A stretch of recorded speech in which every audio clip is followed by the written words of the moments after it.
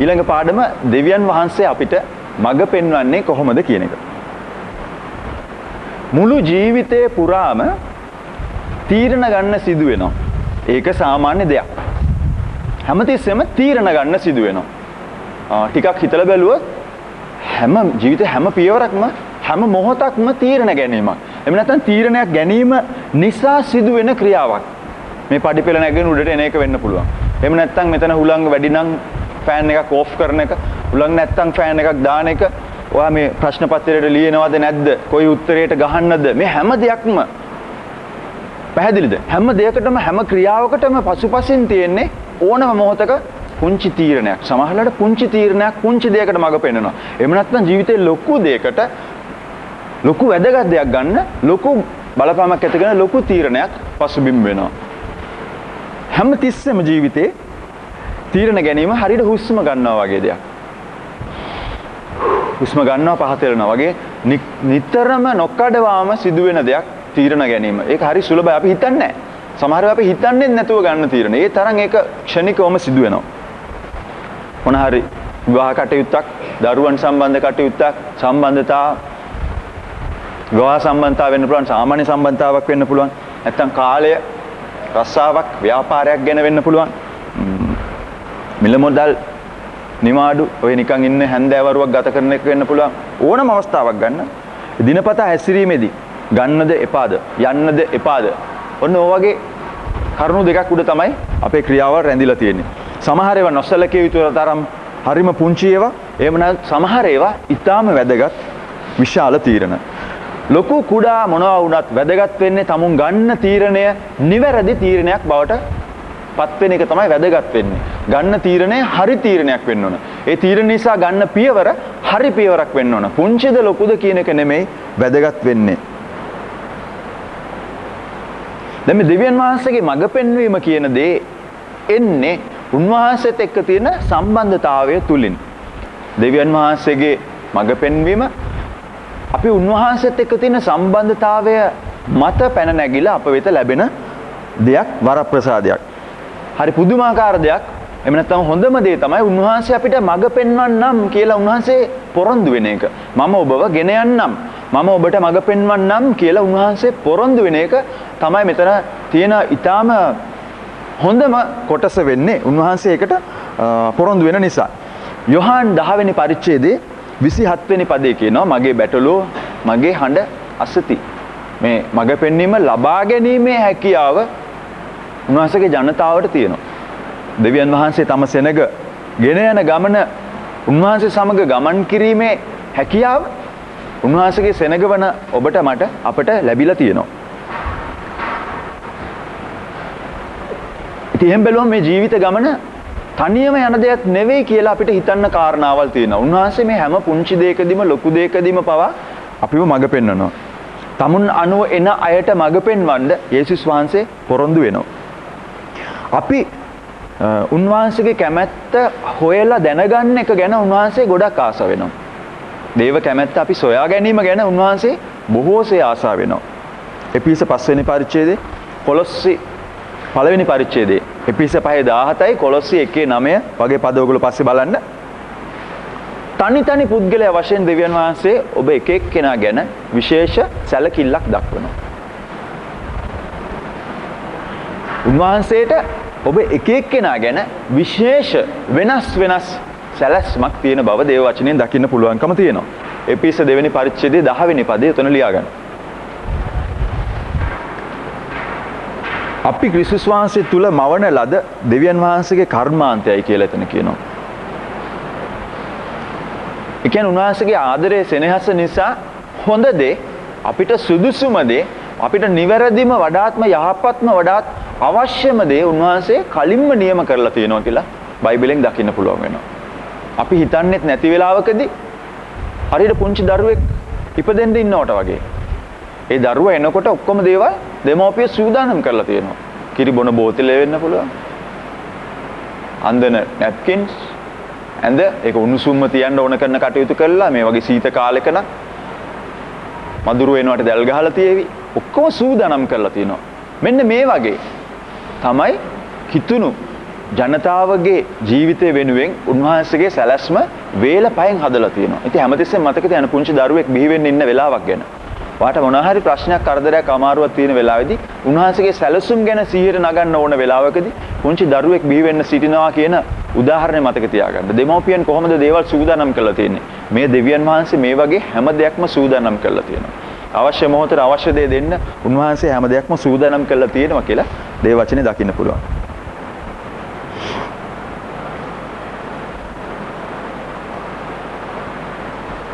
අපි බොහෝ දෙනෙක් කියනවා ගොඩක් වෙලාවට කියනවා අනේ මම මීට අවුරුදු මෙච්චර කාලයකට විතර ඉස්සෙල්ලා ස්වාමීන් වහන්සේ දැනගෙන හිටියා නම් අනේ ඇයි මම මෙච්චර කාලයක් ජීවිතේ නාස්ති කරගත්තා මෙච්චර 20 ගාණක් හරි 30 ගාණක් හරි 60 ගාණක් හරි වෙන්න පුළුවන් මම මේ කාලෙදි දැනගත්තේ අපරාධේ මගේ ජීවිතේ මෙච්චර කාලයක් නාස්ති කරගත්තා මේ පාඩම එක තැනකදී මේ නිකීට එක ලියුමක් කියවනවා වයසක කාන්තාවක් එයා කියනවලු අවුරුදු 65 දී සහෝදරිය යේසුස් වහන්සේ අඳුනගෙන තියෙන එයා කියනවා මට උන්වහන්සේට සේවය කරමින් ඉන්න තිබුණු කාලේ අවුරුදු මෙච්චර ගණනාවක් ලොකු ගණනක් නැති වුණා නේද කියලා එයා කියනවා. ඒ වුණාට ලස්සනම දේ අපිට ජීවිතේ නැතිනාස්ති කරගන්න ඕනේ නැහැ. දෙවියන් වහන්සේට තියෙන හොඳම සැලැස්මක් අපි වෙනුවෙන්. ඒ නැති වූ දේ නැතිව ගියා වැඩක් නැති වෙලා ගියා නෙවෙයි. වැදගත් වෙන්නේ ඒ සැලසුම් අඳුන ගන්න සැලසුම් තේරුම් ගන්න. ඔබ යේසුස් වහන්සේ වෙතට ආවට පස්සේ උන්වහන්සේත් එක්ක ගමන් කරන වෙලාවේදී නිවැරදි මාවතට අඩිය තියන පිණිස ඒ සැලසුම් තේරුම් ගන්න ඕනේ. අර යාඥාව පාඩමේදී මතක නේද කිව්වා. පිළිතුරු ලබන යාඥාවල් ප්‍රමාණය වැඩි කරගන්න නම් දෙවියන් වහන්සේ කැමති දේවල් වැඩි වැඩියෙන් හොයලා දැනගත්තාම අපේ ලිස්ට් එකේ උත්තර ලැබිච්ච නැති යාඥාවල් ප්‍රමාණය ඉතාමත් අඩු වෙනවා. කොන්දේසි ටික හරියට සම්පූර්ණ කරොත් එහෙම යාඥාවල පිළිතුරු ලැබීමේ ශීඝ්‍රතාවය වැඩි. පිළිතුරු ලැබෙන්න හැකියාව වැඩි. උන්වහන්සේ පිළිතුරු ලබා දෙන්න හැකියාව වැඩි. අපේ යාඥා ඉල්ලීම ඉෂ්ට කරන්න හැකියාව වැඩි. උන්වහන්සේගේ කැමැත්ත සහ මාර්ග අඳුනාගත්ත වෙලාවේදී. ඉතින් ඒ වගේ තමයි මේ සැලසුම් කැමැත්ත උන්වහන්සේගෙම ਵਿਚාරන්න වෙනවා. අහන්නේ බලන්නේ නැතුව වැඩ කරපු අයට දෙවියන් වහන්සේ කතා කරනවා. යෙසායා පොතේ 30 වෙනි පරිච්ඡේදයේ පළවෙනි පදේ ඉඳලා දෙවෙනි පදේ. මගේ නොවන සැලසුම් වලට වැඩ කරන අයට දුක් වෙනවා. කියන්නේ දුක් වෙනවා කියන්නේ සමහරලාට දෙවියන් වහන්සේ අමුතුවෙන් ශාපයක් කියලා දෙයක් එවන්න ඕනේ නැහැ. ඉෂ්ට කරගන්න බැරි, ඉෂ්ට නොවෙන්න කියලා උන්වහන්සේගේ හදවතේ ඉඩක්වත් නැතුව පැත්තකට දාලා තියෙන දෙයක් කරමින් දුවන කෙනෙක්ට මොකද්ද වෙන්නේ? මේක ඉෂ්ට වෙන්නේ නැති එකම කරදරයක්. ඔය අමාරුවෙන් යමක් ගොඩනගන්න හදනවා. නමුත් ස්වාමීන් වහන්සේගේ සැලසුම් තුල මේ දේ ගොඩනැගිය යුතුයි, මේ දේ නිමවිය යුතුයි කියන තීරණේ නැහැ. අපි හිතමු මේක උදාහරණයක් විදිහට අපි ගමු ගෙයක් කියලා. ඒක හැදිලා ඉවර විය යුතුයි කියලා නියමය වෙලා නැහැ. උන්වහන්සේගේ හිතේ. ඉතින් ඇයි මම මේක හදාගෙන මහන්සි වෙනවා. අමුතුවෙන් දුකක් කවුරුත් දෙන්න ඕනේ නැහැ. ඒකම දුකක් බවට පත් වෙනවා.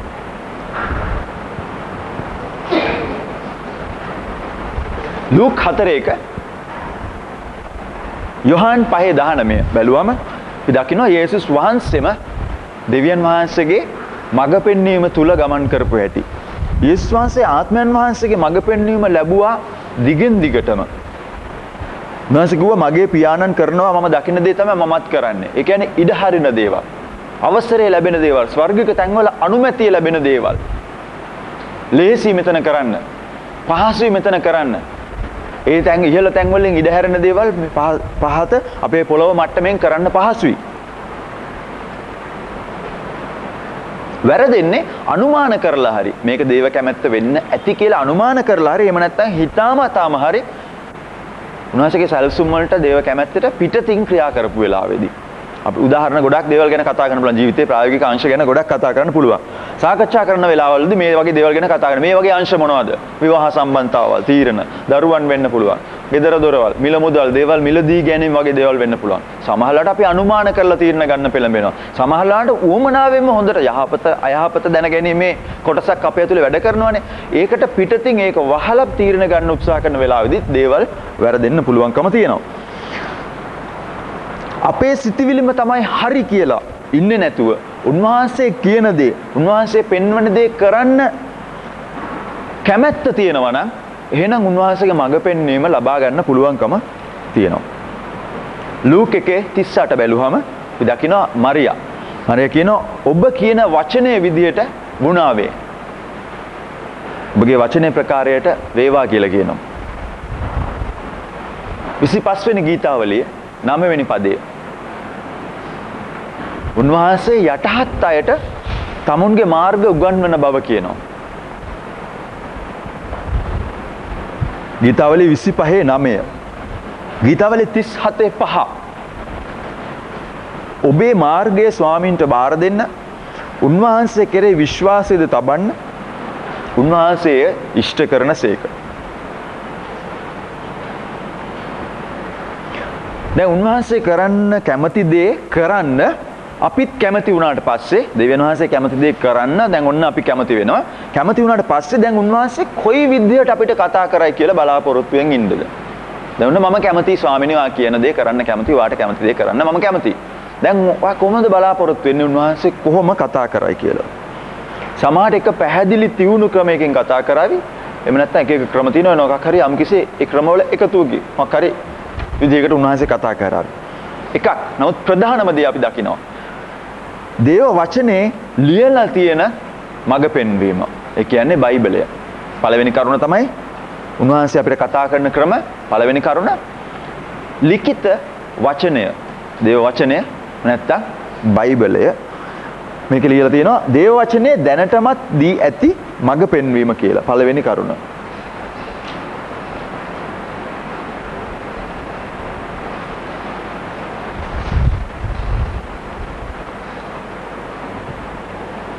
දැන් සති දෙකකට විතර ඉස්සෙල්ලා අපි ඉගෙන ගත්තා බයිබලයේ දෙවියන් වහන්සේගේ වචනයද ඒක කියවන්නේ කොහොමද පරිහරණය කරන්නේ කොහොමද නොයිකුත් දේවල්. එතකොට අපි දැක්කා ඒකේ හොඳ දේ සහ නරක දේ කොමක්ද කියලා දැනටමත් ලියලා ඉවරයි. වැඩි දුර යන්න ඕනේ නැහැ. ටක් ගාලා පොත අරගෙන පෙරලා බැලුවාම දේව වචනෙට පෙරලා හැරිලා බැලුවාම වෙන මොනවත් කර ඉන්න ඕනේ නැහැ. කැළඹිලා ව්‍යාකුල වෙලා අමුතු වෙලා ඉන්න ඕනේ නැහැ. පැහැදිලි නැත්තම් ඉක්මනට බයිබලයේ පෙරලා බැලුවොත් එහෙම ඔයාට හොයාගන්න පුළුවන් වෙයි. සාමාන්‍ය වශයෙන් හොඳ සහ නරක මොකක්ද කියලා. එතන අපි දැක්ක දේව අනුභවයෙන් ලියවිලා තියෙනවා. උන්වහන්සේගේ සිතුවිලි රටාව එතන ලියවිලා තියෙනවා. උන්වහන්සේගේ හිතේ තියෙන දේවල්, දේව රාජ්‍යයේ ස්වර්ගයේ භාවිතා වෙන ක්‍රම බයිබලය තුලින් අපිට දකින්න පුළුවන්කම තියෙනවා. ඒවා මේ පොළොවේ හොයාගන්න නැහැනේ මොකවත්. වම් කම්මුලට ගහපු එක්කෙනාට දකුණු කම්මුල හරවන්න කියන එක කොහොමවත් බෝඩ් එක ගහලා නැහැ. මෙතනින් වමට හැරෙන්න කියලා නම් ගහලා තියෙනවා පාරේ. පාර ලිස්සන සුළුයි කියලා නම් ගහලා තියෙනවා. ඒ වුණාට අපිට හොයාගන්න නැහැ එකක් ඉල්ලන එක්කෙනාට අනිත් එකක් දෙන්න කියලා. වැඩිපුර හැතැම්මක් ඒ එක්කෙනාත් එක්ක ගමන් කරන්න. ඒවා අපිට දකින්න නැහැ. ඉල්ලනාට දෙන්න. එහෙම කියලානේ ප්‍රේමයට මිසක් කිසි දෙයකට ණයව නොඉන්න. ඕවා කොහොමවත් බෝඩ් ගහලා නැහැ. ඒව ස්වර්ගික ක්‍රමය, දේව රාජ්‍ය ක්‍රමය. මේ වැදගත් යහපත් අපිට අවශ්‍ය දේ දන්නේ නැත්නම් දේව වචනේ පරිහරණය කරුවොත් දැනගන්න පුළුවන්. බයිබලයේ කියවලා බැලුවොත් දැනගන්න පුළුවන්. ඉතින් ලිඛිත වචනේ තමයි දේව මඟ පෙන්වීම ලැබෙන ප්‍රධානතම ක්‍රමය. යේසුස් වහන්සේ තමුන්ගේ මඟ පෙන්වීම ලබා ගත්තෙත් ලිඛිත වචනේ අනුසාරයෙන් බව අපිට දකින්න පුළුවන්. සමහර අංශ තියෙනවා පවුල මුදල් දරුවන් සමහර දේවල් අමුතුවෙන් මඟ පෙන්වන්න කියලා බලන් ඉන්න ඕනේ නැහැ. යාඥාවෙන් වෙනම තැනකට වෙලා වතුර බෝතලයකට අරගෙන ගිහිල්ලා මුල්ලකට වෙලා ඉඳගෙන මඟ පෙන්වීම එකකින් ඉන්නවා. මොකටද? දසෙන් කොටස දාන්න. වෙනම කණ්ඩායමක් මුණ ගැහිලා වෙනම වෙලාවක් වෙන් කරගෙන පාලකතුමා මුණ ගැහෙන්න යනවා. මඟ පෙන්වීමක් ගන්න. ඒක තවත් ක්‍රමයක්නේ පුද්ගලයන් තුලින් මඟ පෙන්වීම ගැනීම. ඒකට අපි එනවා පස්සේ ඔන්න ගිහිල්ලා පාස්ටර් හම්බෙන්න යනවා. මොකටද? බ්‍රදර් මං වැඩ කරන තැනට ලස්සන ගෑනු ළමෙක් ආවා. ඉතින් අපි දෙන්න කතා කරනකොට රැකියා මට්ටමේ අපි කතා කරනකොට අපි දේවල් අඳුරගත්තා. මට හිතෙනවා දෙවියන් වහන්සේ මාව අලුත් මාර්ගයකට යොමු කරනවා කියලා. මට මඟ පෙන්වීමක් ගන්න. හැබැයි බැඳලා. මම බැඳලා. එක්ක එයා බැඳලා. ඉතින් ඕවා කතා කරන්න ඕනේ නැති දේවල්. සමහර දේවල් හොය ඉන්න ඕනේ නැති දේවල්. ඒවා ස්වභාවිකවම දේව වචනේ ලිඛිතව පැහැදිලිව කියලා තියෙනවා. අපි යමුකෝ පස්සේ. ඒ වගේ දේවල් වලට උත්තර දෙන්න ඕනේ නැහැ. ඒවේ උත්තරේ නෑ තමයි. කාමයේ වර්ධව ඇසිරෙන්න එපා කියලා ඉවරයි. රස්සාවක් කරන්නද කියලා ඇහුවොත් එහෙම මේකට මඟ පෙන්වීමක් හොයින්න ඕනේ නැහැ. සමහරට කෙනෙක්ට රස්සාවක් නැතුව ඉන්න පුළුවන්. ඒ වෙන හේතුවක් නිසා. ඒක වෙනයි. හැබැයි කරන්න ඕනද කියන එකට මඟ පෙන්වීමක් ගන්න ඕනේ නැහැ. මොකද්ද කරන්න ඕන කියන එකට මඟ පෙන්වීමක් හොයන්න ඕනේ වේවි. විශේෂිත දෙයකට. ඒක ඊළඟ කාරණාව අපි එතෙන්ට එනවා. ඇත්ත කියන්නද ස්වාමිනී මම මෙතනදී කොහොමද මෙතනදී රැඳිලා ඉන්නේ මම මේකට ඇත්ත කියන්නද දෙවි ස්වාමිනී දන්න ගහලා කඳුලෙන් යාඥා කරන්න ඕනේ නෑ ඒ වගේ දේවල් වලට ඇත්ත කියන එක තමයි දෙවියන් වහන්සේගේ සාමාන්‍ය කැමැත්ත. ඉතින් මේ සාමාන්‍ය කැමැත්ත කරන්න අමුතුවෙන් මඟ පෙන්වීම හොයන්න ඕනේ නැහැ. දිනු වෙන්න ස්වාමිනී මට ඉතුරු කරන්න ඕනේ. ටයිට්ස් ගෙවන්න නැතුව හිටියොත් සෑහෙන මුදලක් ඉතුරු වෙනවා බැංකුවට දාත හැකි. බදු වගේක් තියෙනවා ඉන්කම් ටැක්ස් ඒක ගෙවන්න නැතුව හිටියොත් ඒකත් ඉතුරු කිරීම වලට දාන්න පුළුවන්. ස්වාමිනී මට මඟ පෙන්වන්න මං ඉතුරු කරලා දියුණු වෙන්න. ඒ දෙක කැපුවොත් ඒ දෙක පොතට දැම්මොත් මට දියුණු වෙන්න පුළුවන්. එහෙම මඟ පෙන්වීම මේ වගේ දේවල් වලට හොයන්න යන්නේ නැහැ අපි. සාමාන්‍ය කැමැත්ත තුලින් එදිනෙදා ජීවිතේට ඕන කරන මේ දේව කැමැත්ත බොහෝ ප්‍රමාණයක් ගොඩක් දේවල් ගොඩක් අංශ සඳහා ඕන කරන තරම් දේව කැමැත්ත දේව වචනේ සාමාන්‍ය විදිහට එළිදරව් වෙලා තියෙනවා.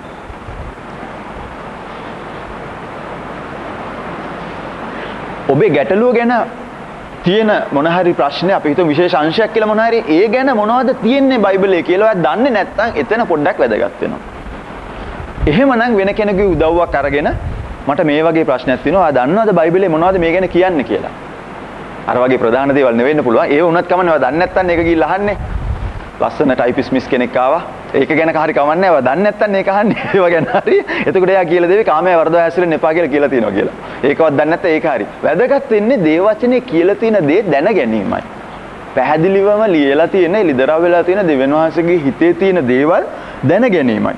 ඉතින් දන්න කෙනෙක්ගෙන් ගිහිල්ලා අහන්න ඔබේ ප්‍රශ්න ගැන දන්නේ නැත්නම් බයිබලයේ මොනවද කියන්නේ කියලා. ඒක අහලා දැනගත්තට පස්සේ ඇති වැඩිදුර හොය එලිදරව්වක් හොය බල රැඳිලා ඉන්න ඕනේ නැහැ. ඒ අනුව පැහැදිලිව වැඩ කරන්න පුළුවන්. කෙනෙක් ලිව්වලු ආදායම් බදු දෙපාර්තමේන්තුවේ මෙහෙම. ප්‍රිය මහතාණෙනි මම ඊයේ කිතුණුවෙක් බවට පත් වුණා. මට රාත්‍රියේ දැන් නිදිය ගන්න බෑ. වංචනිකව හංගවගත්ත බදු මුදල් මට සිහි වෙනවා. ඒ නිසා මේ පෞද්ගලික තින් වසරවල් කීපයක් දාලා මේ වසර සඳහා මගෙන් අයවිය යුතු බදු මුදල් වන මුළු මුදල වශයෙන් රුපියල් 50000ක් මේ සමග එවනවා. අදත් මට නිදාගත නොහැකි වුවොත් ඉතුරු මුදල් නැවත එවමි. කෙනෙක් කොහොම ලිව්වලු. ඉතින් මේ සමාව දෙන එක මුදල් දෙන්න තියනවා දෙන එක මේවා අපිට තෝරාගෙන කරන්න බෑ. ඒ දෙන්න තියෙන සමහර දේවල් තියෙන ඒවා කරන්න තියෙන දේවල් අපිව කරන්න ඕන. ඔප්ෂන්ස් සමහර ඒවා ඔප්ෂන්ස් නෑ. තෝරාගන්න බෑ. ඒවා අපි කරන්න ඕන. බයිබලෙන් සාමාන්‍ය කැමැත්ත විදිහට මෙන්න මේ වගේ දේවල් අපිට කියලා දීලා තියෙනවා. හරි ලේසිනේ. 아무තු මඟ පෙන්වීම හොය සමහරු රැඳිලා ඉන්නවා වෙන දේවල් වෙන සෝස් මත වෙන ප්‍රභවයන් මත රැඳිලා හිටිනවා. මිනිස්සු නායකයා මගේ පාලකතුමා අපිට ඉදිරියෙන් ගියේ අය එහෙම එක දේවල් බල ඉන්නෝ නෑ. ඔයාගේ ගෙදර පරිහරණයට ඔයාගේ අතට දීලා තියෙන උන්වහන්සේගේ වචනේ බයිබලයේ මේ සාමාන්‍ය මඟ පෙන්වීම ලියලා තියෙනවා. හැබැයි නිශ්චිත වශයෙන්ම කරන්න ඕන දේ ගැන එතන ලියවිලා නෑ. කීයක් දෙන්නද මම? මොන රස්සාවට යන්නද? වඩු වැඩ කරන්නද? පයිප් වැඩ කරන්නද? නිශ්චිත වශයෙන් කරන්න ඕන දේවල් එතන ලියවිලා නැහැ. ඒ වුණාට ගීතාවල 119:24 කියනවා මගේ පාදවලට පහනයි. මගේ ජීවිතේට මගේ මාවතට එළියයි. මේක වැදගත්කම විශේෂ ලස්සනකම තමයි දේව වචනේ ඉගෙන ගන්නකොට දෙවියන් වහන්සේ පැහැදිලිව ඒ දේවල් නිශ්චිත වශයෙන් එළිදරව් කරනවා. සමහර අයට එහෙම අත්දැකීම් ඇති. ඔයා ගැනම ලියලා නැති බයිබලයේ පද වලින් ඔයාටම කතා කරපු ওই අවස්ථාවල් ගැන අත්දැකීම් ඇති. පැහැදිලිවම නිශ්චිතම ස්වාමීන් වහන්සේ දේව වචනෙන් කතා කරපු අවස්ථාවල් තියෙනවද කාට හරි? තියෙන්න ඕනේ. එහෙම දේවල් තියෙනවා සාමාන්‍යයෙන්. ඒක සුලභව තියෙන දෙයක්. බයිබලයේ වචනවල පැහැදිලි නිශ්චිත මඟ පෙන්වීම අපිට ලබා ගන්න පුළුවන්කමක් තියෙනවා. හැබැයි මෙහෙම නෙමෙයි. මම කියවනවා බයිබලේ. එහෙම නැත්තම් මම කියවනවා එතන. එහෙමත් නැත්තම් පෙරලා හම් වෙන පිටුව පෙරලනවා. එහෙමත් නැහැ පෙරලා ඇස් යොමු වෙන පදේ කියවනවා. මැජික් පොතක් වගේ එහෙම කියවන්න බෑ. ඔන්න එහෙම එක්කෙනෙක් පෙරළුවලු. පෙරළුවාම මතෙව් 27:5. මතෙව් 27:5 කියනවා ඔහු අහක්ව ගොස් එල්ලී මැරුණේය. වෙන්න බෑ. එහෙනම් තව පාරක් පෙරලා බලමු. ඊළඟට පෙරලනලු ලූක් 10:37. යේසුස් වහන්සේ කියනවා නුඹත් ගොස් එසේම කරපන්න. ඒකත් වෙන්න බෑ. ආයිසරක් වේවල. ඊළඟට පෙරළුවාම යොහාන් 13:27. එතන කියනවා නුඹ කරන දේ ඉක්මනටම කරන්නලු. එහෙම පෙරළුවොත් වැඩිකල් පෙරන්න හම් වෙන්නේ නැහැ. නේ එහෙම මගේ පෙන්වන්න යන්න කිව්වොත් වැඩිකල් පෙරලා මේ බයිබලේ එහෙම පෙරලන්න හම් වෙන්නේ නැහැ වැඩිකල්. දෙවැනි ප්‍රධාන කරුණ දෙවියන් වහන්සේගේ මඟ පෙන්වීම අපිට ලැබෙන්නේ උන්වහන්සේ කතා කරන්නේ ශුද්ධාත්මයන් වහන්සේගේ පෙළඹවීම තුලින්. ඒක ශුද්ධාත්මයන්ගේ හඬ අභ්‍යන්තරව තද ලෙස ඇති කරන පෙළඹවීම. ස්වාමීන් වහන්සේගේ මඟ පෙන්වීම කියන්නේ අතිශයින් පෞද්ගලික දෙයක්. අපි එක එක්කිනාට ඔයගොල්ලෝ එක එක්කිනාට අතිශයින් පෞද්ගලිකම දෙයකට. කිතුණුවෙක් වෙච්ච වෙලාවේදී අපි තුල වාසය කරන්න පැමිණි ශුද්ධාත්ම වහන්සේගේ හඬ අපේ තුලින් අහන්න අපිට පුළුවන්කම තියෙනවා. ඒකට පුහුණු වෙන්න වෙනවා. මේ හඬ අපි තේරුම් ගන්න, හඳුනා ගන්න පුහුණු වෙන්න වෙනවා. හැමෝම ඇතුලේ හඬ තියෙනවා. ශුද්ධාත්ම බෞතිස්මය ලැබූ ශුද්ධාත්ම වහන්සේ වාසය කරන හැම කිතුණුවෙක් තුලම මේ අභ්‍යන්තර පෙළඹවීම උන්වහන්සේ කරනවා. ඇතුලෙන් යම්කිසි මඟ පෙන්වීමද මට හිතුණා. සමහරු කියනවානේ සමහරලාට මොන හරි වුණාම මට හිතුණා ඔය ගමන යන්න නැතුව ඉන්න. ඇයි? අපහැදිලිව හැවුනේ. ඔය පුරුදු වෙලා හිටියේ නෑ ඒක අහන්න. මට හිතුණා මේක කියන්න හොඳ නෑ කියලා. හැබැයි මට කියවෙනකොටම මට තීරුණා වැරදි වචනයක් කියවුණා කියලා. සමහරට මේ අංශ දැනෙනවා මේ ශාරීරිකව දැනෙනවා සමහර වෙලාවට. ඒ පෙළඹවිල්ල ශාරීරික වශයෙන් දැනෙනවා සමහර වෙලාවට. වේදනාවක් වගේ සමහරටම වාක්කව හැඟීමක් වගේ නිකන් හරි තද කරනවා වගේ ශාරීරික වශයෙන් පවා ඒක දැනෙනවා. හැඟුණා මේක කියන්නේ නැතුව ඉන්න. වැරදි වචනයක් පිට වෙන වෙලාවේදී සමහර වෙලාවට කැත වචනයක් නෙවෙයි. නුසුදුසු වචනයක්. ඒක කුණුහරුප කියන වචන කැත වචනයක් නෙවෙයි ඉන්න පුළුවන් සමහර ලාවට. ඒ වගේ අපි හැමෝම ඒ අභ්‍යන්තරේ හඬ අහන්න පුරුදු වෙන්න ඕන. සමහර ලාවට ෆෝන් එකක් වදිනවා. අපි මේක ගන්නවා. ගත්තාම එහා පැත්තෙන් හලෝ කියපු ගමන් ඒකෙනගේ හඬ අපි අඳුරන වෙලාවල් තියෙනවා. හඬ අඳුරනවා නම් ඒ කතා කරන කාලය අපි ඉක්මනින් කෙටි කර ගන්නවා. පණිවිඩය කියන්න පුළුවන්. නැත්තම් මම මේ කතා කරන්නේ අහවලාගේ කියලා කී ඉන්න වෙනවා. එහෙම නැත්තම් සිද්ධ වෙනවා මේ එක්කෙනාට අඳුනලා දෙන්න. දැන් ශුද්ධාත්මයන් වහන්සේලාට මෙන්න මේක තමයි සමහර කිතුණු ඇතුළේ වෙලා තියෙන්නේ. මම ශුද්ධාත්මයන් වහන්සේ කතා කරන්නේ ඔය ගන්න යන තීරණේ එච්චර හොඳ නෑ. මැස්සෙක් කෑගෙන වගේ මොකද්ද එකක් කෑනවා. හරියන්නේ නෑ. අපි ඒව එලවල දානවා. මොකද්ද? මම ශුද්ධාත්මයන් වහන්සේ ඒක වෙන්න බෑ. මම පොඩි උදාහරණයක් කියන්න. මට වෙච්ච දෙයක්. යේසුස් වහන්සේ පිළිගත් අලුතම හරි ෂාප්පුඩ මේ හඬ ඇහෙනවා. හරිම පැහැදිලිව ඇහෙනවා. පස්සේ තමයි අපි ඒක අනිත් පැත්තට වැඩ කරන්නේ. කන පිට වැඩ කරන්නේ. පස්සේ වෙන්න තියුණු වෙන්න ඕන එක මුලදී හරි තියුණුයි. සමහරවිට පස්සේ අභාවයට යනවා ඒක. මුලදීම එක තරුණයෙක් ගෙනාවා කා කැසට් එකක්. කාර් එක රේඩියෝ එකක් ගෙනල්ලා ගොඩක් වටින එකක්. එයා කිව්වා රුපියල් 1000ක් මේකට මට දෙන්න කියලා. මමත් හොයෝ හිටියේ ඒ කාලේ. මට කාර් එකක් තිබුණේ නැහැ. නමුත් මම කිසි දෙයකට මම කා කැසට් එකක් හොයෝ හිටපු කාලේ මට හම්බුණා. දෙවියන් වහන්සේ ආසාවලු සම්පූර්ණ කරන තැනන් වහන්සේනේ දෙවියන් වහන්සේ නේද? මේ අලුත් පිට මේකක් දැනගත්තා. මගේ හිතේ තියෙන දේකුත් දෙනවද මන් දන්නේ නැහැ. හැබැයි මට මේ ආපු සෝස් එක ගැන මම දන්නේ නැහැ. ඇත්ත වශයෙන්ම මම මුකුත් දන්නේ නැහැ. මේ black and white මම මුකුත් මොනවාද වෙච්ච දේ කියලා මම දන්නේ නැහැ. හැබැයි යම් කිසි පෙළඹවිල්ලක් කරන මේ එන ක්‍රමේ මට පොඩ්ඩක් අපහැදිලි කියලා. මේ මිනිස්සයා මේක ගෙනාවේ කොහොමද? මාත් එක්ක තව යාළුවෙක් හිටියා මම එයාගෙන් ඇහැව්වා. මේක මේ හොඳ පාරකින් ආපු එකක් නෙවෙයි වෙන්න ඕන නේද? මම මුකුත් දන්නේ නැහැ. ඉතින් මට නොදන්නාකම කියන එක උඩ මට ඒක ගන්න නිකන් ටෙක්නිකලි මට ඒක පුළුවන්කම තිබුණා. හැබැයි අභ්‍යන්තර හැඟීම මට අභ්‍යන්තරින් ඉගෙනුවා මේක හොඳ නැහැ, වැරදි. ඉතින් මං හොයලා බැලුවාම ඇත්තට මේක කාර්යයකින් හොරකම් කරලා. ඒ මනුස්සයා මේ හෙරොයින් වලට පුරුදු වෙච්ච කෙනෙක්, කුඩුකාරයෙක්. හරිද? එතකොට මම මේක අතට අරගෙන බලලා ඔන් කරලා බලන්න යන දුර ඔක්කොමත් කරලා ටිකක් තියාගෙන ඉඳලා ඊට පස්සේ මම කෝකටත් කියලා ගිහිල්ලා දුන්නා. ගිහිල්ලා දුන්නා මගේ හිතේ ආසාව එතනින් ගිහලා මාර අභ්‍යන්තරයෙන් ආපු මේවකට මම යම්කිසි හේතුවක් නිසා කී කරුණා. හැන්දෑව වෙනකොට පොලිසියෙන් ඇවිල්ලා අර මිනිස්සයව බඩුත් එක්ක අරගෙන ගියා. මගේ අතින් වෙන්න තිබිච්ච පාඩුවයි මට වෙන්න තිබිච්ච කැලලයි වැටෙන්න තිබිච්ච කරදර ඔක්කොම ගොඩයි එක පෙළඹවිල්ලකට කීකරු වෙච්ච නිසා මම ඒ ඔක්කොම දේවල් නැති කරගත්තා. මම ඒ හඬ හඳුනාගත්ත නිසා. හැබැයි මුලදීම මම හිතුවා නෑ මම මේක දන්නේ නෑනේ, මම දන්නේ නෑනේ මෙයා කුඩුකාරයෙක් බව. ඉතින් මට මේක කතා කරන්න නැතුව ඉස්මතු කරන්න නැතුව මේ හඬ හඬ මම යටපත් කරලා මම මේක කතා කරන්නේ නැතුව මම මේක ඒකනේ මම මේක අතට ගත්තේ. නැත්තම් මම ඒක ගන්න නැහැ අතට. අතට අරගෙන ගෙදර ගිහලා ඔන් කරේ. තාමත් මම මේක තද කරගෙන කාකසෙට් එකෙන් තද කරගෙන මම මේක ගිහිල්ලා උත්සාහ කරන ඔන් කරලා බලන්න. සමහරවිට මේ හඬ අපි ඒ වගේ යටපත් කරන්න බලනවා.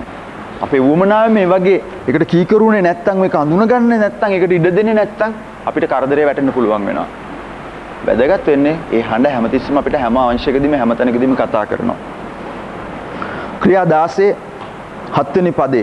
පාවුල් බිතිනිය කියන රටට යන්න හැදුව වෙලාවේදී ශුද්ධාත්මයන් වහන්සේ යම්කිසි හේතුවක් නිසා ඒක වළක්වලා දැම්මා. කොහොම කළාද කියලා එතන සඳහන් කරලා නැහැ. ශුද්ධාත්මයන් වහන්සේ කොහොමද මේ පාවුලට යන්න එපා කිව්වේ එහෙම කියලා නැහැ. ක්‍රම කීපයකින් මේක වෙන්නත් පුළුවන්. සමහරවිට යාඥා කරද්දී සිද්ධ වෙනවා. යාඥා කියන්නේ ස්වාමීන් වහන්සේට කතා කිරීම කියලා අපි එදා ඉගෙනුවා පෞගේ පාඩමේදී. එන්න දොස්තර කෙනෙක් ගාවට යනවා. අපි තුමු මේ අහා පැත්තේ දොස්තර ගවුස් ගාවට ගිහිල්ලා තියෙනවනේ. මෙතන ඉන්න වැඩි දෙනෙක් ගිහිල්ලා තියෙනවා ડોක්ටර් ගවුස් ගාවට. ගිහිල්ලා තිනේ. දැන් ඔන්න මම ගිහිල්ලා කියනවා ડોක්ටර් ළඟක ඉඳලා මට අසනීප කීපයක් තියෙනවා. මේ වැලමිටේ පුංචි දදයක් ඇවිල්ලා තියෙනවා. ආර්ෂස් පොඩ්ඩක් එක්ක ગેස්ට්‍රික් වගේ පොඩ්ඩකුත් තියෙනවා. මේ රැට කොන්දරි දෙනවා උදේට කිඹුන් යනවා. දුර පේන්නේ නැහැ රැට හැන්දාවට ළඟ පේන්නේ නැහැ. ටිකක් තියෙනවා අසනීප වගේක් තියෙනවා. රයිට් මං ගිහලා එන්නම් ડોක්ටර්. තැන්ක්ස් බොහොම ස්තුතියි අහන් හිටියට මං යන්නම්. කීයද ගෙවන්න තියෙනවා ගෙවලා රුපියල් 2ක් ගෙවන්න තියෙනවා නම් දාලා අපි යනවා යන්න. දොස්තර කෙනෙක් ගාවට ගිහිල්ලා මෙහෙම බෙහෙත් ගන්නවද? අපි යාට ඉඩ දෙන්න ඕනේ. යා කියන දෙයට අහුම්කම් දෙන්න. සමහරවිට අපි යාඥා කරනකොට මෙන්න මේ වගේ. අපි ඉඩ දෙන්නේ නැහැ. යාඥා කරාම තුන්වෙනි වැරද්දම කරනවා. මට මේක තියෙනවා ස්වාමීනි ආමෙන්. සල්ලි දෙනවනේ පල්ලන. ඉරිද රැස්වීමට ඇවිල්ලා නම් බිලත් ගෙවනවා සමහරවිට අර ඔෆරින් බෑග් එක එන වෙලාවට. එහෙමත් කරලා ගෙදර යනවා. දෙවියන් වහන්සේ මිනිහට කතා කරන බව බයිබලයේ අපිට උගන්වන්නේ වුණාට. අපි පුරුදුලා තියෙන අපි ගිහිලා කතා කරනවා දෙවියන් වහන්සේ. නමුත් දෙවියන් වහන්සේ මනුස්සයට කතා කරන බව දේව වචනේ අපිට උගන්වනවා. ඒ වගේ කතා කරපු අවස්ථාවල් ලියන්න පුරුදු වෙන්න. සමහරට නෝට් පොතක නැත්තම් වැඩිම පාසුයි බයිබලේ ලිව්වට අපි ඒකට එකතු කළා වෙන්නේ නැහැ.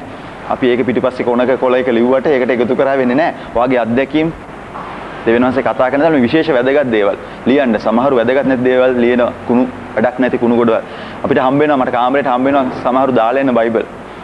ඉතින් නම හොයන්න කියලා අරින්න වෙනවනේ මේවා. ඇරියම හරි දේවල් තියෙන්නේ. සමහර ලාවට අයිතිකාරය හොයන්න බැලුවහම ගොඩාක් දේවල් ලියලා තියෙනවා සමහර ඒවායි. නම නැහැනේ. සමහර ඒවායි. සමහර වෙන වල්පල් තියෙනවා.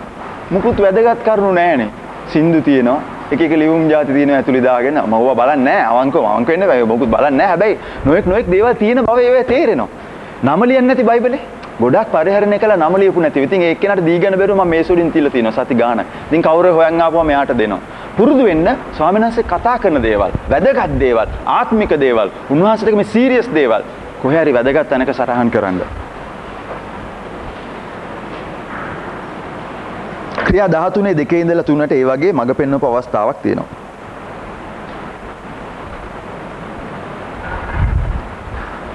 නැවත හැඟීමක් පෙළඹවිල්ලක් ඒ වගේ එන අවස්ථාවවලදී ඒ සිතුවිලි හැබැයි පොඩ්ඩක් පරීක්ෂා කරලා බලන්න වෙනවා. පොඩි පදනමක් ඕනේව පරීක්ෂා කරලා බලන්න. හැඟීම් පෙළඹීම එන වෙලාවේදී ක්‍රියා 13 2 ඉඳලා 3. පළවෙනි වහන් 4:1 මේ පද ලියා ගන්න. පළවෙනි වහන් 4:16 පළවෙනි කොරින්ති 14:3 මේ තැන්වල බලන්න මේක බයිබලයට එකඟද? හරි ඒ සිතුවිලි ඒවා පෙළඹවීම පරීක්ෂා කරලා බලන්න ඕන. ඒවා දේව වචනයට එහෙම නැත්නම් බයිබලයට එකඟවද මේවා එන්නේ වාකට එන සිතුවිලි පෙළඹවීම. දැන් මට ආපු සිතුවිල්ල මේක ගන්න එපා. ඒ වෙලාවේ මට බයිබලයක් තිබුණේ නැහැ පෙරලා පෙරලා ඉන්න. හැබැයි ඒවට හොයන්න තියෙන මේකයි. යහපත සහ අයහපත අරගෙන බැලුවාම මේක කොයි ගණයටද පොළඹවන්නේ ආව. සමහරවිට සාමාන්‍ය වශයෙන් එකෙන් අවබෝධ කරනවා. එහෙම නැත්තම් තමයි දේව වචනයට ගිහිල්ලා ඒක හොයලා බලන්න කියලා කියන්නේ. මේ සිතුවිල්ල අනුව මම වැඩ කරොත් යහපතකටද මඟ පෙන්වන්නේ අයහපතකටද මේකෙන් පොළඹවන්නේ. උන්වහන්සේගේ ප්‍රේමය මේකෙන් දකින්න පුළුවන්ද? මේ පෙළඹවිලි විනාශකාරීද? මොන විදිහට එවිද දන්නේ නැහනේ. ප්‍රේමය පතුරවන දෙවියන් වහන්සේගේ මේ ගතිගුණ ඵල ගුණාංග මේ දේවල් වල ස්වરૂපය වාගේ මේ පෙළඹවීම ඇතුලේ තියෙනවද කියලා හොයලා බලන්න ඕන. කෙනෙකුට ධෛර්යය දෙනවද? කෙනෙක්ව සනසවනවද? මේ සිතුවිලි පෙළඹවීම සමහරට ඔබවම සනසනවද? ඔබටම ධෛර්යය දෙනවද මේ දේවල්? තවත් ක්‍රමයක් යමක් කරන්න බලගත්ු ආශාවක් ඇති කිරීම තුලින් උන්වහන්සේ මඟ පෙන්වනවා.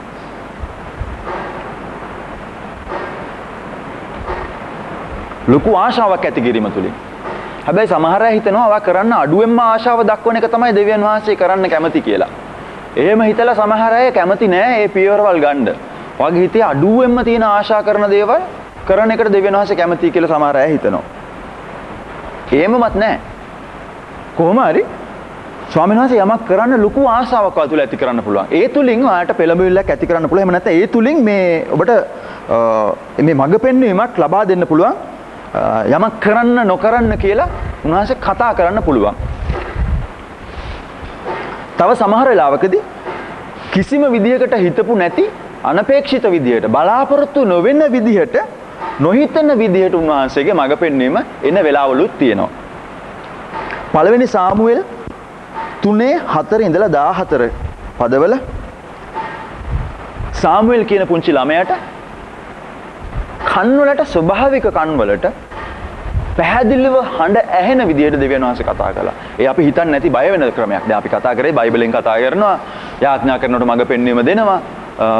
සාමාන්‍ය යමක් කරන්න ලොකු ආසාවක් ඇති කරලා පෙළඹවීමක් දෙනවා. මේ ඔක්කොම බොහොම මේ ස්මූත් වට වෙන දේවල් නේ. නමුත් අතන හරි අමාරු දෙයක්. හිතාපු නැති විදිහට ක්ෂණිකව සිදුවෙන දෙයක්. දර්ශන තුලින් කතා කරනවා.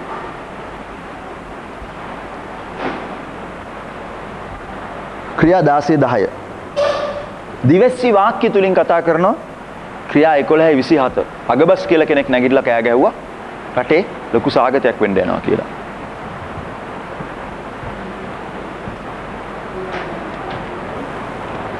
සිහින වලින් කතා කරනවා. මතෙව් 1:20 1:20 2:12 13 22 2:12 13 22 මතෙව් 1:20 සිහින වලින් මඟ පෙන්වනවා කතා කරනවා. දේව දූතයන් මගින් කතා කරනවා මඟ පෙන්වනවා. උත්පත්ති 18 මතෙව් 2:19 ක්‍රියා 12:7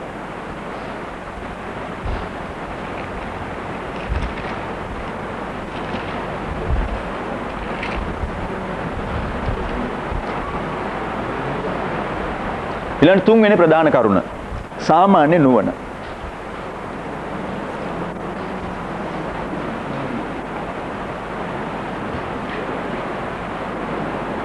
කිතුණෙක් වුණාට පස්සේ අමූතු ආත්මික බවක් ඇවිල්ලා මේ සාමාන්‍ය දැනීම, සාමාන්‍ය දැන ගැනීම, සාමාන්‍ය පියවි සිහිය, සාමාන්‍ය නුවණ කියන මේ දේවල් නැති වෙලා යන්නේ නැහැ. අමුතු විදියකට ඇවිදින අමුතුම තලයක ජීවත් වෙන කෙනෙක් වෙලා සාමාන්‍ය දේවල් දිය වෙලා පහ වෙලා යන්නේ නැහැ. පරණ දේවල් පහ වෙලා යනවා කියලා කියන්නේ ඒ වගේ දේවල් නෙවෙයි.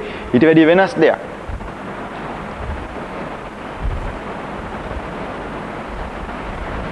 සමානෙන් යම් කිසි දෙයකට එකතු වෙනකොට යමක් අපි හොයලා බලනකොට හොයන සමහර කරුණු තියෙනවා. ඒවා අපි හොයන්නේ දැන් අපි බැලුවා බයිබලෙන් බලනවා එහෙම බලනවා. හැබැයි සාමාන්‍ය නුවණෙන් හොයලා බලන කරුණුත් තියෙනවා.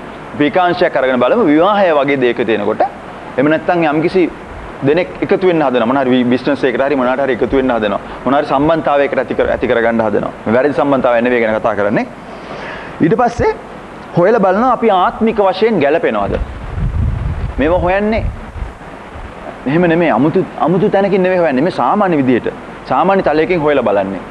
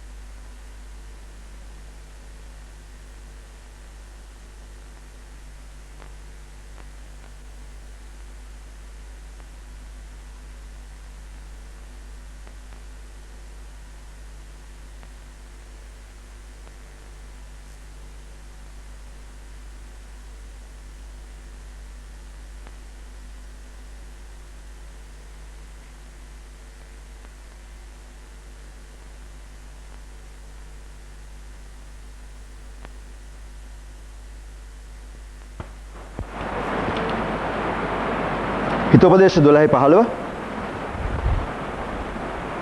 22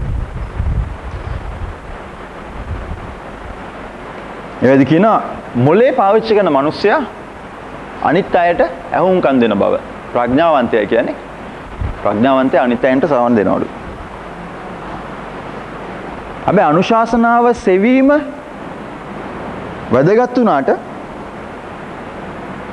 තීරණය ගැනීම ඔබත් දෙවියන් වහන්සේත් අතර දෙයක්. අනුශාසනාව කියන්නේ වෙන කෙනෙක්ගේ මඟ පෙන්වීම. වෙන කෙනෙක් මං ගැන මොනවද කියලා දෙන්න කියන එක. නිකන් හරි වැරදීමක් වුණොත් උපදේශ දුන්න එක්කෙනාට දොස් කියන්න බෑ. පැහැදිලිද?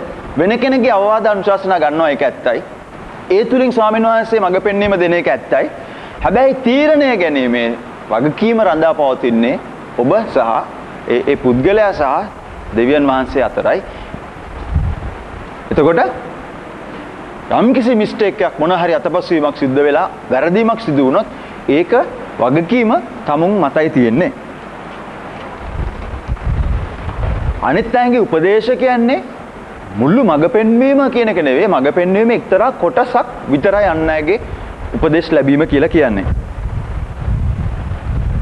මඟ පෙන්වීමක් ලබා ගන්නවා කියන වෙන කෙනෙක් තුලින් ඒ කෙනෙක්ගේ අවවාද අනුව ඒ දේම මම කරනවා කියන එකටත් නෙවෙයි. එහෙම බලනකොට ඔබ තමයි තීරණය ගන්නෙ. සමහර වෙලාවකදී අනිත් හැමදෙනාම කියන දෙයට විරුද්ධව තීරණයක් ගන්න සිද්ධ වෙන අවස්ථාවලුත් තියෙනවා. හරිද මේක? සමබරතාවය අපි ඉගෙන ගන්න ඕන. හැබැයි ඔබ අතේ තමයි වග කියන්න සිදු වෙන්නේ ඒ තීරණ ගත්තට පස්සේ. ඉතින් කාගෙන්ද අවවාද අනුශාසනා ගන්න ඕන? මනුෂ්‍යයන් තුලින් දෙවියන් වහන්සේ මඟ පෙන්වීම දෙනකොට කවුරු තුලින්ද අවවාද අනුශාසනා ගන්න? අපි කවුරු වෙතටද ලේසියෙන්ම හැරෙන්නේ අවවාද අනුශාසනා ලබා ගන්න? හිතෝපදේශක ලියන ගුරුවරයා කියනවා දේව බය තමයි ප්‍රඥාව පටන් ගන්න තැන කියලා. ප්‍රඥාව ආරම්භ වෙන්නේ දෙවියන් වහන්සේට බය කියන තැනින් කියලා කියනවා. දෙවියන් වහන්සේට බිය වෙන්න එක්කෙනා තුලින් නැගෙන උපදේශ අවවාද මේ එක්කෙනා හරියට අනුමත කරනවා වගේ මේ ගුරුවරයා. අත්දැකීම් තියෙන වැඩුණු ප්‍රඥාවන්ත කියන්නේ නුවණ දැනීම හසුරුවන අය ප්‍රඥාවන්තයෝ කියලා කියන්නේ. ලබාගත් ඥානය නිසි විදිහට හසුරුවන අය තමයි ප්‍රඥාවන්තයෝ. මෙන්න මේ වගේ අය දේව භක්තික කිතුණුව තමයි හොඳම උපදේශකයෝ වෙන්නේ. යේසුන්සේ පිළිගත්ත පළියෙම නෙමෙයි දේව භක්තික කිතුණුව. දේව බයනේ ප්‍රඥාව පටන් ගන්නෙ. ඒතර අපි සාමාන්‍ය නුවණෙන් විමසන්න ඕනේ කෙනෙක් දේව බය තුල ජීවත් වෙනවද කියලා. ඔය අවවාද අනුශාසනා ගන්නකොට අන්දෙක්ගේ මඟ පෙන්වීම ලබා ගන්නේ නැහැනේ බොහෝ වෙලාවට. හැබැයි දැන් යාළු සෙට් අතරේ යාළුකම් අතරේ තියෙනවා සිරිතක් මොන හරි වෙච්ච ගමන් ක්ෂණයකින් හැරෙන්නේ තමුන්ගේ ළඟ ඉන්න එක්කිනාට තමයි කියලා උපදේශ ගන්නෙ. ඔයා මොනවද මේ ගැන හිතන්නේ? මචං මොකද්ද මේ ගැන හිතන්නේ? ඒක අනුමත කරන්න පුළුවන් ක්‍රමයක් නෙමෙයි. නියම විදිය ගයිඩන්ස් නියම විදිය මඟ පෙන්වීමක් හොයන පුද්ගලයා හැරෙන්න ඕන කෙනෙක් වෙතට ඒ කෙනාට මෙන්න මේ ගුණාංග තියෙනවද කියලා බලලා තමයි. එහෙම නැත්නම් ඔයා වැටෙනවා වලක ගිහිල්ලා සමහර විට වැඩුණු නැති කෙනෙක්ගේ ළඟ ඉන්න පළියට දෙන්නෙක් හොඳට ආශ්‍රය කරන පළියට එක එක්කෙනාට ගුරුහරුකම් ගන්න ගියොත් මේ ගමන යන්න බෑ. නිවැරදි මඟ පෙන්වීම හොයනවා නම් මම බලන්න ඕන මගේ ළඟ ඉන්න එක්කෙනා සාමාන්‍ය නුවණෙන් තේරෙන්නේ මෙයා මුකුත් දන්නේ නැහැ බයිබලේ. සාමාන්‍ය නුවණෙන් තේරෙන දේවල්. සාමාන්‍ය නුවණට ඒ වගේම වැටෙනවා අර මිනිස්සයා නම් මේ අංශ ගැන හොඳට දන්නවා. මෙයාට නම් පුළුවන්. මොකද එයා නායකයෙක්. එයා නායකයෙක් වෙන්නේ නැහැ නිකන් ඉඳලා. එයා නායකයෙක් වෙන්නේ යම්කිසි මිලයක් ගෙවලා යම්කිසි දේවල් හරහා ගිහිල්ලා ඒක ඔප්පු කරලා නායකයෙක්. ඒතකොට යම්කිසි දීමනාවල් ක්‍රියාත්මක වෙන එක්කෙනෙක් තුලේ. ඒතකොට අපි මේ වගේ අනුසාරයෙන් හොයලා බලනවා. ඉතින් ඒ වගේ දේවල් තුලින් හොයලා බලන්න ඕන ඔබ කාවෙතරද හැරෙන්න ඕනේ කියලා. දෙමෝපියන්ගේ අවවාද නරක වෙන්නේ නැහැ කවදාවත්. තමුන් වැඩි වෙයිටපත් වෙලා හිටපු පළියට අවුරුදු අපේ කීයද 18ද කොහෙද 18ද 20 21 වගේ දේවල් පැන්නලා තිබිච්ච පළියට දෙමෝපියන් වෙතට හැරිලා අවවාද අනුශාසනා ගැනීම කිසිම වැරද්දක් නැහැ. මොකද ලෝකේ බැලුවොත් එහෙම ඒ අය තමයි ඇත්තටම දරුවෙක්ගේ යහපත ගැන හැඟීමක් ඇති. තමුන්ගේ කොටසක් නේ දරුවන් කියන්නේ. ඒතර කවදටත් ඒක නැති වෙන්නේ නැහැ. කවදටත් ඒක බොහෝ වෙලාවදී බොහෝ තැන්වලදී ලෝකේ වැඩි තැනකදී දෙමෝපියන් තමයි නියම යහපත දරුවන්ට සිදු වෙනවට කැමැත්ත දක්වන කොටස. ඒ නිසා ඒක නිසා ඒ අය වෙතට හැරුණට කවදාවත් වැරදක් වෙන්නේ නැහැ. මොකද ඒ අය නොදැනුවත්කමක් නිසා සමහර විට මෝඩ දෙයක් කියන්න පුළුවන්. සමහරට වැරදි දෙයක් වුණත් කියන්න පුළුවන්. නමුත් ඔබ තේරුම් ගන්න එක පදනමක් තියෙනවා. දෙමව්පියන් තමයි දරුවන්ගේ නියම සැබෑ යහපත තකන නියම සැබෑ යහපත ගැන හැඟීමක් තියෙන අය. ඒක වැදගත් ඒ නිසා. ඊළඟට ජීවිතය ගැන විවෘත කරලා පෙන්වලා අවවාද ගන්න පුළුවන් අය තෝරගන්න ඕන. දැන් අපි ගමන් කරන ක්‍රමය අනුව කණ්ඩායම් නායකයා ඔබගේ ළඟින් ඉන්න මිත්‍රයා බවට පත් වෙනවා. වාට අවවාද අනුශාසනා දෙන්න සුදුසු කෙනෙක් බවට පත් වෙච්ච කෙනෙක් මේ අපි ගමන් කරන ක්‍රමය ඇතුලේ අපි එක එක්කෙනාට සපයලා තියෙනවා. එimhe ලබා ගැනීමේ හැකියාව තියෙනවා. වැඩි දුර බලන්න ඕනේ නැහැ. ළඟම බලන්න පුළුවන් ඔබට නායකයෙක් ඉන්නවා. ඉතින් ඒ කෙනා සමහරට කාලිනව වෙනස් වෙන්න පුළුවන්. සිද්ධියෙන් සිද්ධියට පුද්ගලයා වෙනස් වෙන්න පුළුවන්. නමුත් සෛල නායකයා ළඟින් ඉන්න ඊටාම හොඳම එක්කෙනෙක්. ඉතින් ලොකු වැදගත් තීරණයක් නම් වැඩි දෙනෙක් එක කතා බහ කරලා තීරණයක් ගන්න පෙළඹෙන එක හොඳයි. එක්කෙනෙක්ගෙන් අහපු ගමන් ටක් ගාලා ගිහලා කඩේට දුවලා උස්සන් යනවා වගේ නෙවෙයි. ලොකු තීරණයක් ගන්නවා නම් වැඩි දෙනෙක් එක කතා බහ කරලා ඒ අයගේ අවවාද අනුශාසනා ගොඩක් බලලා තීරණය කරගන්න එක හොඳයි. හැබැයි ඔයා හිතේ තියන් ඉන්න දේ කරන්න ඕකේ එක දෙන එක්කෙනෙක් හමු වෙනකල් එක්කෙනා ගාවට යනවා මෙයා ගාවට යනවා මෙයා ගාවට යනවා මෙයා ගාවට ඒක බොහෝ අවවාද අනුශාසනා නෙවෙයි. ඔයාගේ හිතේ තියෙන දේ කවුරු හරි ඔව් කියනකල් හා කියනකල් ග්‍රීන් ලයිට් එකක් කවුරු හරි දෙනකල් එක එක්කෙනා ගාවට යනවා නම් අවවාද ගන්න කෙනෙක් අපිට යාබල්ලා කියන්න බෑ ෂා. මෙයා නම් හරි හොඳ එක්කෙනෙක් මොන හරි දෙයක් හොයාගන්න ගියාම හැමෝගෙම අහලයි කරන්නේ. ඇයි හැමෝගෙම ගිහිල්ලා ආන්නේ? තමුන්ගේ හිතේ තියෙන දේ කවුද ආ කියන්නේ කියලා බලන්න. ඒ එක්කෙනා හමු වෙනකල් යනවා. එහෙම නෙමෙයි ඒක වැරදි. ඒක උපදේශ ලැබීමක් නෙවෙයි.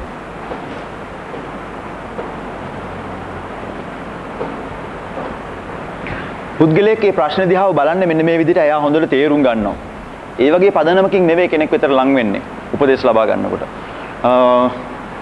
මේ එක්කෙනා මේ බාහිර අලංකාරය ගැන හොඳට දන්නවා. එයාට තේරෙනවා ස්ටයිල් කරලා ලස්සනට පෙනුමට ඉන්න මිනිස්සෙක් මේ සම්බන්ධව මෙයාගෙන් අහන්න ඕන. එයා තරුණ නායකයෙක් තරුණ අයත් ඒ ගැන තේරෙන යට මම එයාගෙන් අහන්න ඕන. ඒ වගේ පදනම් මත නෙමෙයි අපේ එක්කෙනෙකුට ගිහලා කිට්ටු වෙන්නේ. එයාට ගිහලා කිට්ටු වෙන්නේ තියෙන සම්බන්ධතාවය සහ ආත්මික වශයෙන් ඒ පුද්ගලයාට තියෙන ආධිපත්‍ය කියන පදනම් තුල. ඒ පදනම් මත තමයි ගිහිල්ලා පුද්ගලයෙකුට කිට්ටු වෙලා යාගෙන් අහන්න ඕනේ.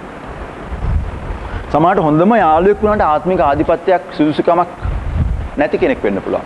නැත්නම් හොඳ ආධිපත්‍යයක් තියෙන හොඳ මිනිසෙක් මිත්‍රකමක් නැති නිසා යා මේ මුකුත් දන්නේ නැහැ කිසිම හැඟීමක් නැති වෙන්නත් පුළුවන්. ඒ නිසා වැදගත් තෝරා ගැනීම ඔබ අතේ තියෙන්නේ. පස්වෙනි කරුණ. අවට සිදුවීම් තුලින් වක්‍රයස ලැබෙන දෙවියන් වහන්සේගේ මඟ පෙන්වීම. හිතෝපදේශ 16:9 ඉතින් කියනවා මිනිස් සිත ඔහුගේ මගට ඔහු යොමු කරන නමුත් ඔහු ඒ මාර්ගයේ ගෙන යන්නේ දෙවියන් වහන්සේ කියලා. පාදයේ හසුරන්නේ ස්වාමින් වහන්සේ. සමහර වෙලාවලදී දෙවියන් වහන්සේ දොරවල් අරිනවා. සමහර වෙලාවලදී දෙවියන් වහන්සේ දොරවල් වහනවා. අපි මීට කලින් පාඩමකදීත් කතා කරුවා.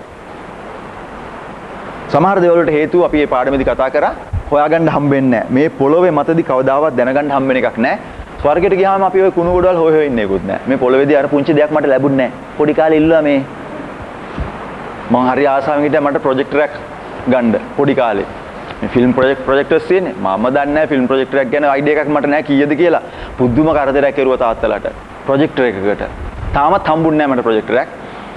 දැන් මැරණ කෙනුත් හම්බුන්නේ නැති වුණත් මම දැනගන්න යන්නේ නැහැ. ඇයි මට ඒක හම්බුන්නේ නැත්තේ කියලා. හැබැයි ස්වර්ගයට ගියාට පස්සේ මම අහයිද ස්වාමිනේ ඇයි අර ප්‍රොජෙක්ටරේ මට දුන්නේ නැත්තේ කියලා. මම හිතන්නේ මේ පොළවේ කුණු කාරණාවල් ගැන අපි ඒ හොය විඳී කියලා. එතකොට සමහරට ඕගොල්ලන්ට නොලැබෙන දේවල් කවදාවත් දැනගන්න හැම්බෙන එකක් නැති වෙයි සමහර.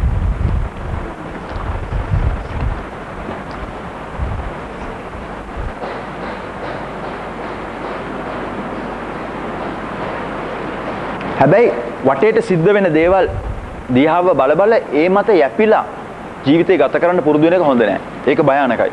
දොරවල් ඇරෙන විදිය, වැහෙන විදිය බල යන එක ක්‍රමයක් තමයි. හැබැයි සම්පූර්ණ යැපීම ඒ මත තියෙන එක හොඳ නෑ. දෙවියන් වහන්සේ මත යැපෙන එක වෙනයි. මේ අවට සිද්ධියක් සිදු වෙන විදිය හරි සිදු නොවන විදිය හරි මත යැපිලා ජීවිතේ ඉස්සරහට යනවා කියන එක වෙනයි. හදිස්සි වෙන්න එපා. සමහර ලාවට ක්ෂණිකව මඟ පෙන්වනවා. බොහෝ වෙලාවට ගොඩක් කල් ගත වෙනවා දෙවියන් වහන්සේ යම් කිසි දෙයකට මඟ පෙන්වන්න. එතකොට අර ආබ්‍රහම්ගේ ඉවසීම කියන එක අපිටත් ඕන වෙනවා. හේබ්‍රේව 6:15 පොතේ තියෙනවද දන්නේ නැහැ. අවසානයේ තියෙනවා මේ අන්තිම ඊළඟ පිටුවේ 36. හේබ්‍රේව 6:15 වෙතන තියෙනවා ආබ්‍රහම්ගේ තිබිච්ච ඉවසිල්ල.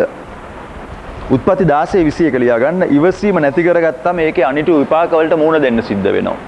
උත්පත්ති 16 21 මං හිතන්නේ පරිච්ඡේදවල. ඉවසීම නැති වුණ වෙලාව ආබ්‍රහාම්ට ඉවසිල්ලක් තිබුණා. ඉවසිල්ල නැති වෙන වෙලාවකුත් තිබුණා. තවත් වෙලාවවලදී අපිට මේ හඬ හොඳට ඇහෙනවා. හැබැයි අපි කාලය වරද්ද ගන්නවා. යෝසප්ගේ පොරොන්දු වගේ දේවල්. යෝසප් හීන දකින්නකොට පොරොන්දු දකින්නකොට හිතන්නේ නැති හෙට මම රජ වෙනවා. කවුද මට ඔටුන්නක් දෙන්නේ කියලා. රජ නෙමෙයි ඊට පස්සේ යන්න උනා පුදුම දේවල් තුලින්. අවුරුදු 13ක් විතර තිස්සේ හොඳ දුකක් විඳලා අන්තිමට තමයි රජෙක් බවට පත් වුණා කියලා කියන්නේ. එතකොට කාලය මිස් කරගන්න වෙලාවල් තියෙනවා. මේ බලන් ඉන්න කාලය සූදානම් කිරීමක් වෙනවා. පොරොන්දු වල වෙන තෙක් බලන් ඉන්න කාලේ සූදානම් කිරීමක් වෙනවා. සූදානම් කරන්න කියන්නේ අපහසුතාවල් තුලින් යන්න ඕන. සෝල්ජර් කෙනෙක් පුහුණු කරනවා කියන්නේ එයා සූදුසු කරනවා. එයාගේ අර පාස් අවුට් එකට. මොකද එයාගේ විසිර යාමට කෙඩට් නිලධාරියෙක් හරි හමුදා නිලධාරියෙක් හරි කැම්ප් එකේ පුහුණු කරන කඳවුරේ පුහුණු කරලා දෙනවා කියලා කියන්නේ පුළුවන් තරම් මේ මිනිස්සයව දැඩි අපහසුවකටපත් කරනවා. අපහසුවකටපත් කරලා ඉවර වෙලා මොකද කරන්නේ අන්තිමට? බැජ් එකක් ගහනවා. සුදුසු පදක්කම් පළඳවනවා. නිකන් හිටියම සුදුසු වෙන්නේ නැහැ. අර අමාරු කාලෙ තුලින් ගියාමයි සුදුසු වෙන්නේ. ඒ මූලධර්ම ඒ විදිහටම වැඩ කරනවා මේ සාමාන්‍ය ක්‍රිස්තියානි ජීවිතේට. දෙවියන් වහන්සේ අපි අතර මේ ගනුදෙනු වලදී ඒක ඒ විදිහටම වැඩ කරනවා.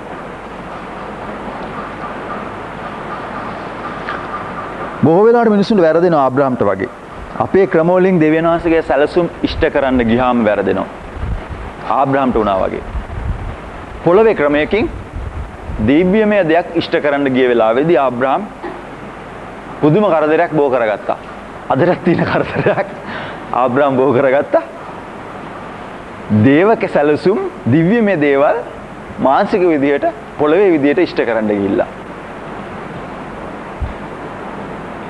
වෙනම වංශයක් දරුවෙක් හදාගත්ත දෙගෙන මේ කතා කරුවේ. සමහර වෙලාවට තවත් වෙලාවට අපි හිතනවා දෙවියන් වහන්සේ දැනගන්න ඉස්සෙල්ලා මම වරද්ද ගැනීමilla කොයිතරම් සැරද කිව්වොත් දැන් මේක දෙවියන් වහන්සේලවත් හදන්න බෑ කියලා. අවුරුදු 23යි. යේසුස් වහන්සේ ගාවට එනකොට. සමහර වෙලාවට හිතනවා ඊට ඉස්සෙල්ලා දැනගෙන හිටියනම් මම මේ සමහර ගිය තැන් වලට මම යන එකක් නැහැ. සමහර මම ඕනේ නැති ජරා අත්දැකීම් සමහර ලැබපු දේවල් මං ආස නැහැ දැන් තියෙනවට. ඉතින් හිතන්න පෙළඹ වෙනවා මම එහෙම හිතන්නේ නැහැ. දෙවියන් වහන්සේ කරුණාවෙන් මම එහෙම හිතන්නේ නැහැ. හැබැයි සමහර වෙලාවට කෙනෙක් කොනකට එන්න පුළුවන්. මම වුණත් එනවනේ අපරාධ ඒවා උනේ කියලා. ඇයි මට ඒවා උනේ? මම දකින්නකොට මෙතනම පුංචි කාලේ සන්ඩේ ස්කූල් එකේ ඉඳලා කෙනෙක් ගොඩ නැගෙන කෙනෙක් මම දකින්නකොට මම හිතනවා අනේ මට ඒක ලැබුණේ නැහැ. මම මේ අහක ඉඳලා නේ ආවේ. මේ කෙනෙක් මෙහෙම ස්වාමීන් වහන්සේ තුල වර්ධනය වෙනකොට මම මේ අහක ඉඳලා මගදී අපි හම්බුනේ. ඒ වගේ මිත්‍රයන් මට ඉන්නෝනේ අය පුංචි කාලේ ඉඳලා ආපු අය. සමහර වෙලාවට මම මේක මහා ලොකුවට ගන්න නැතුනට ඒ හැඟීම සමහර වෙලාවට මතුවෙනවනේ. ඉතින් එහෙම ඒ වගේ අවස්ථාවල් වලට මොනවද අපි කරන්නේ? යෝවෙල් 2:25 කියනවා නැති වූ දේවල් යථා තත්වයට පත් කරන්න උන්වහන්සේ පොරොන්දු වෙනවා. අපිට වෙච්ච වැරද්දට වැඩිය දෙවියන් වහන්සේගේ හැකියාව ලොකුයි. දෙවියන් වහන්සේ ඊට වැඩිය ලොකුයි. පළඟැටියෝ අරංගිය දේවල් මං හිතන්නේ ඔබට නැවත දෙනවා. අන්න ඒ වගේ එකක් එතනදී කියන්නේ. ඉතිරි වෙලා තියෙන දේවල් අවුරුදු 20 අච්චර ගානක් අපි හිතමු කාගත්තා. ඊට පස්සේ ඉතුරු වෙලා තියෙන හපේ තියෙනවනේ කුණු රොඩු. අර පාපේ පෞගේ පාඩමක දැක්ක කුරුසේ ගැන පාඩමේදී පාපයත් එක්ක ගනුදෙනුවක් කරන්න උනේ. පාපේ ඇවිල්ලා අපිව ග්‍රහණයකට ගත්තා. වහලුන් කරගත්තා. වහලුන් කරගෙන මගෙන් පට්ට ගැහුවා මාව. පට්ට ගහලා මාව හොඳට වැඩ ගත්තා. පුළුවන් තරම් හොඳට මෙහෙ කරා. සේවය කරා පුළුවන් තරම් අමු යක්ෂ දේවල් වලට. අමු සාතනික දේවල් වලට. හැබැයි දැන් මොනවද එකෙන් ඉතුරු වෙලා තියෙන්නේ? මේ ඉතුරු වෙලා තියෙන දේ ස්වාමීන් වහන්සේගේ අතට බාර දුන්නාම ඒ ඉතුරු වෙලා තියෙන කොටස අරගෙන ඒකෙන් අර මූලික තිබුණු තත්ත්වයටත් වැඩිය ලස්සන නිර්මාණයක් කරන්න දෙවියන් වහන්සේට පුළුවන්. ඒකේ ප්‍රතිඵල තමයි අද අපි හැමෝගෙම අතීතය බැලුවොත් මේ වගේ ඉතුරු වෙලා තිබිච්ච කුණු ජරාවක් වැඩක් නැහැ හපයක් පැත්තකට දැවෙච්ච දෙයක්. නමුත් මේක වැදගත් වෙන්නේ අපි මේ ඉතුරු වෙලා තියෙන දේ දංකුඩේ පාන් වාටිය ඒක ස්වාමීන් වහන්සේගේ අතට බාර දෙන්න ඕන. සම්පූර්ණයෙන් වාගේ තියෙන අර බිඳුණු සිතක් පූජා කරන්න කියලා කියනවා නේද ඒ වචනේ. ඊටවල ඉන්නේ කියන්නේ. බිඳුණු සිතක් ස්වාමීන් වහන්සේට පූජා කළ යුතු යන්නේ බිඳුණු සිතක්. කෑලි විසිරීලා ගිය කැට කුණු දෙය පූජා කරන්න. ඒක අරගෙන උන්වහන්සේ ලස්සන දෙයක් නිර්මාණය කරනවා.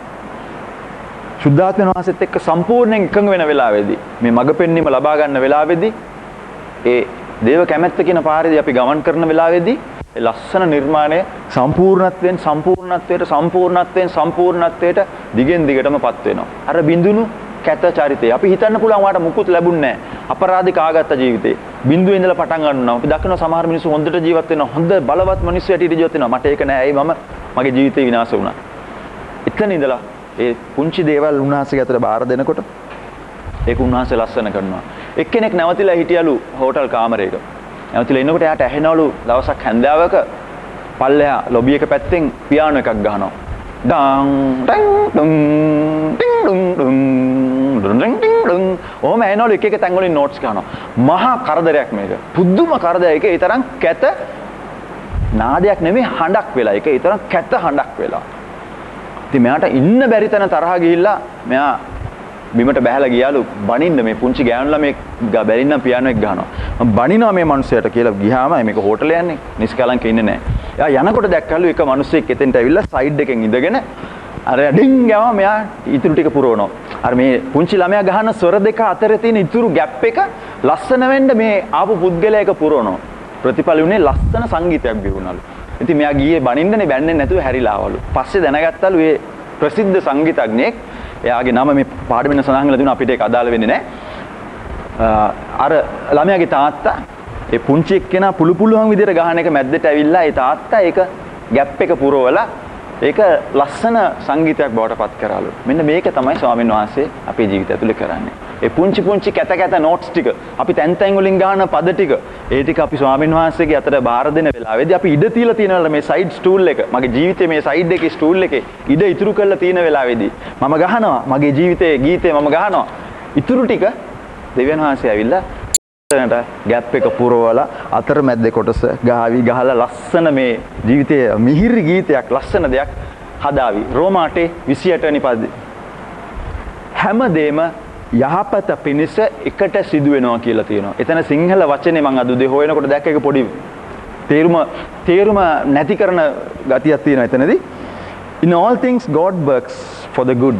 දෙවියන් වහන්සේ ක්‍රියා කරනවා අපේ යහපත පිණිස. සිංහල පදේ ඒක නෑ. ඉතින් මගේ එක මම වෙනස් කෙරුවා. සියලු දේම යහපත වන පිණිස දෙවියන් වහන්සේ ක්‍රියා කරන බව කියලා මම මගේ කරෙක්ට් කරගත්තා. මොකද ඒ තේරුම සම්පූර්ණයෙන් මිස් වෙලා ගිහිල්ලා. මගේ බයිබලේ මම මේක පැත්තකින් ලියලා මම මේක නෝට් එකකට දාලා කරෙක්ට් කරගත්තා. රෝමාටේ 28. එතන තියෙන සියලු දේම යහපත පිණිස එකට සිදු වෙන බව. සිදු වෙන නෙවෙයි. යහපත වන පිණිස දෙවියන් වහන්සේ ක්‍රියා කරනවා. දෙවියන් වහන්සේ ක්‍රියා කරන බව. ඒක තමයි අර පියානෝ වාදකයාගේ වගේ කොටස. මගේ නැතිබරිකම මගේ සීමාසහිත භාවයේ මැද්දේ උන්වහන්සේ ඇවිල්ලා ඒක ලස්සන වෙන පිණිස ස්වාමින් වහන්සේ ක්‍රියා කරනවා. දේව කැමැත්ත මං ගැන කොහොමද කියලා හොයලා බලන්න බයිබලයෙන් කියවමින් දැන් අපි පාඩමේ බැලුවා වගේ සුද්ධාත්මයන් වහන්සේට සමන් දෙමින් සාමාන්‍ය නුවණෙන් කල්පනා කරමින් අනිත් කිතුණුවන්ට කතා කරමින් උන්ට සමන් දෙමින් අවට සිද්ධීන් දිහාව බලාගෙන ඉඳමින් අපිට අයිති කොටස අපි දිගටම ඉටු කරනකොට දෙවියන් වහන්සේ අපේ ළඟට ඇවිල්ලා ඉඳගෙන අඩුපාඩු පුරවලා ජීවිතවල ලස්සන දෙයක් නිර්මාණය කරනවා. මෙන්න මේක තමයි ස්වාමීන් වහන්සේගේ මඟ පෙන්වීමේ හරය. මේ පාඩම මෙතනින් ඉවර වෙනවා.